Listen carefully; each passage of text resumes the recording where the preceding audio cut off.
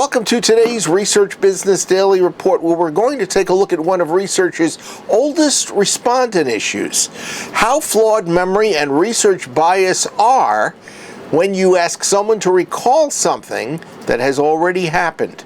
RBDR is sponsored today and this week by Q-Oasis, a self-service marketing research solution for market research professionals.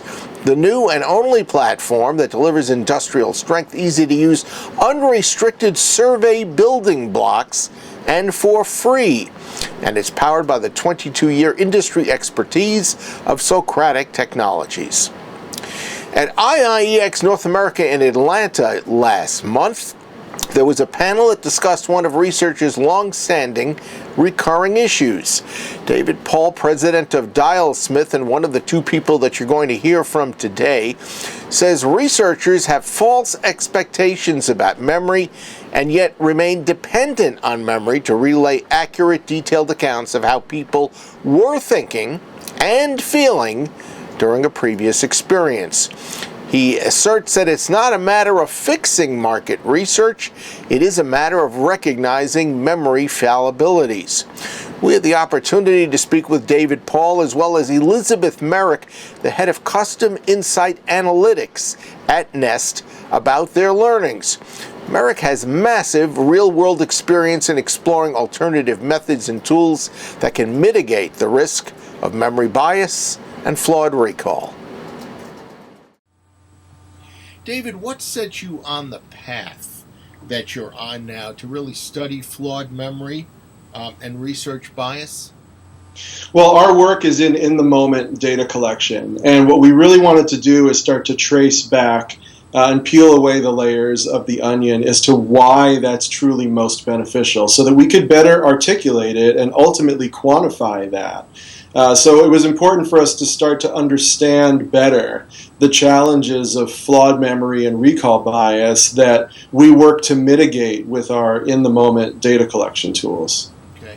And Elizabeth, you're one of the people on the panel that are actual, users and reliant on the research that is done with people. Why is it so important from where you are now at Nest Labs that you really cope with this problem of memory and research bias? Yeah, so the reason why people have in-house researchers and research customer insights professionals is because you want to be able to make actionable recommendations. So everything that I'm doing, I'm trying to act on, and I need to know that I have the best data to do that. And knowing that there are these two big issues with recall, one being that it's biased, two, that it's very limited, it just seems remiss not to be looking for something deeper. So I think it really differs on what I'm trying to uncover. So maybe I'm trying to find kernels of truth for some kind of generative work. We're going to create an ad based on it. I'm just looking for things that will resonate with people. It's a mild issue at that point. As long as we find something that is true and real to them, that's important. On the other hand, if I'm trying to diagnose an issue with a particular product, understand where it went wrong, really get to that full experience so that we can correct it, I need precision. And just relying on people's recall, it's so cloudy and it's so cloudy, and it's so dependent on what their recall is, that I'm basically just jumping into this murky water and not able to give this actionable recommendation that's actually my job.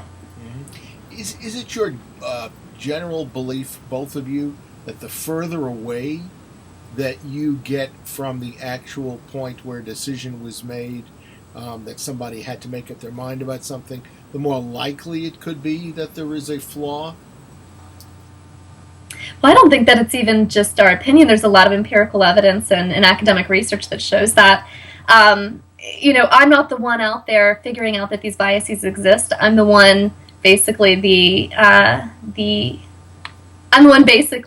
trying to figure out, what do I do with these biases? How do I make better recommendations based on them? So, for me, I'm reading the academic papers, I'm watching Elizabeth Loftus's TED Talk. All of these are things that get my wheels turning, and I'm trying to figure out how to mitigate them. Now, there's new technology out there to assist you in trying to assess what's going on out there. Does that have both a positive and a negative connotation to it? Yes and no, and I think so. The positive is just the incredible upside that we have, where we can finally start getting past some of these biases that, number one, we didn't always know about. Perhaps it was turning a blind eye because there wasn't anything better.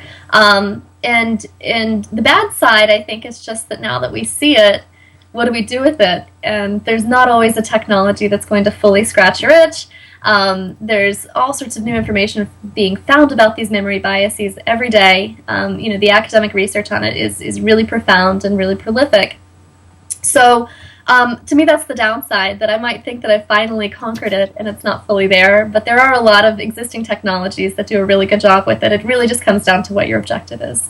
Okay. And what's the value of log data, from products themselves, vis-a-vis the kind of information that we're talking about here? Yeah, exactly. So to my earlier point, where I do need precision and I need to understand exactly what happened, and it's almost this two-way street. There is the observer, who's the customer, and they're saying, oh my gosh, this is what happened. I punched this and this happened. Is it user error? Is it device error? Log data really helps to reconcile that information. And it's not just log data from a product. You get it also from web data. You can get it from video data, just anything that's helping you observe rather than ask. And I think it's important to overlay those two together, because at the end of the day, the customer's perception is incredibly important, but it's not terribly actionable because it's not always true and objective. So I like to put those two together, and I think that's a place where David and I very much align our viewpoint on how to do this. Okay. So David, finally, tell us about your research, where it is now real quickly, and where you're taking it, and where you might be able to come out and tell us as an industry much more explicitly exactly what is going on. So this first phase of this perils and pitfalls of memory and recall bias has really been about putting together this panel of experts along with our own experience from our work and be able to shine a spotlight on what the problem is and ways the industry is already going about mitigating that.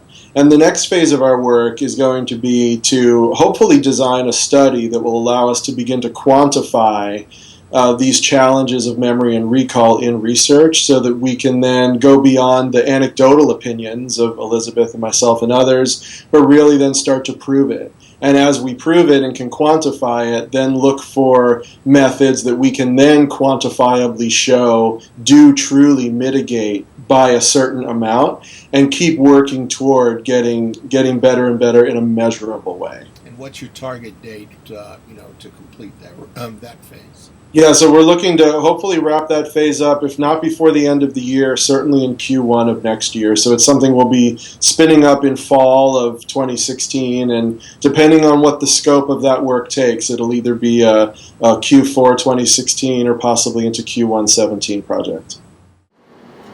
We are linking for you to blogs that have been written by Dial Smith and David Paul about its work in the field.